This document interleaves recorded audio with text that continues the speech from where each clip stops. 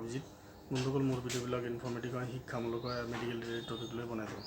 বন্ধুসকল, আমি কলেৰা ৰোগৰ নাম শুনিছোঁ। গতিকে কলেৰা ৰোগনো কি আৰু কলেৰা ৰোগৰ লক্ষণবোৰ কি আৰু কলেৰা ৰোগ আমাৰ শৰীৰত কেনেকৈ বিয়পে, তাৰ কাৰণসমূহ আৰু এই ৰোগ কেনেকৈ আমি প্ৰতিৰোধ কৰিব পাৰি তাৰ বিষয়ে মই আজি এইটো ভিডিঅ' আপোনালোকৰ আগত আগবঢ়ালোঁ।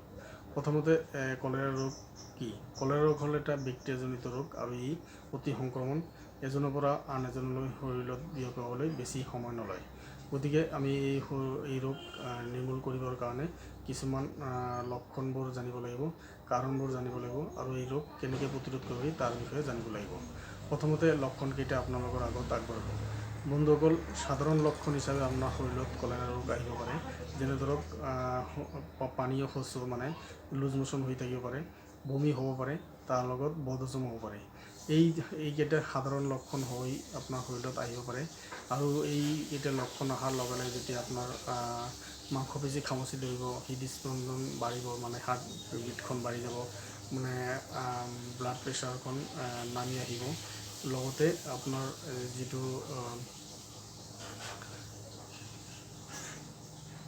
সঘনাই বমি হৈ থাকিব, তেতিয়া আপুনি এইটো গুৰুতৰ লক্ষণ হিচাপে ধৰিব লাগিব আৰু আমি ততালিকে ডক্টৰৰ ওচৰলৈ বা ডক্টৰৰ ওচৰলৈ কাষ চাপিব লাগিব।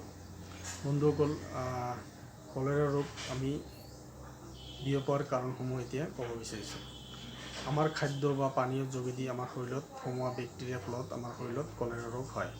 গতিকে এজনত যদি আমাৰ শৰীৰত হৈ থাকে, তেনেহ'লে আমাৰ ফেমিলিৰ বিয়পোৱাৰ মানে কলেৰা ৰোগখন বিয়পোৱাৰ বেছি সময় নলয়। গতিকে আমি আগতীয়াকৈ সাৱধান হ'ব লাগিব।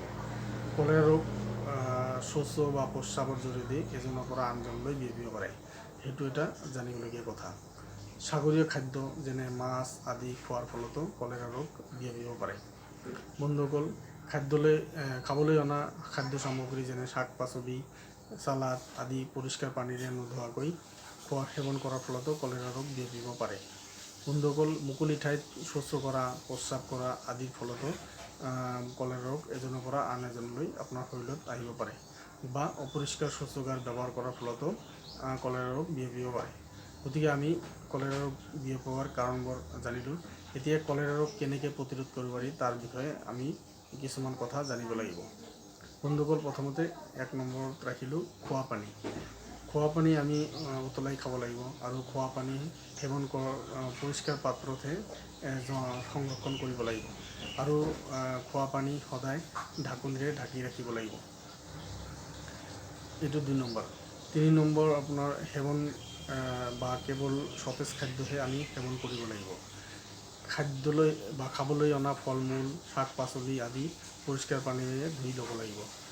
৪ নম্বৰ, আপুনি মুকলি ঠাইত শৌচ প্ৰস্ৰাৱ কৰিব নালাগে। সদায় শৌচাগাৰ ব্যৱহাৰ কৰিব লাগিব আৰু সদায় শৌচাগাৰ ব্যৱহাৰ কৰাৰ পিছত আপুনি হাত ভৰি চাবোনেৰে ভালকৈ পৰিষ্কাৰ কৰি ধুব লাগিব।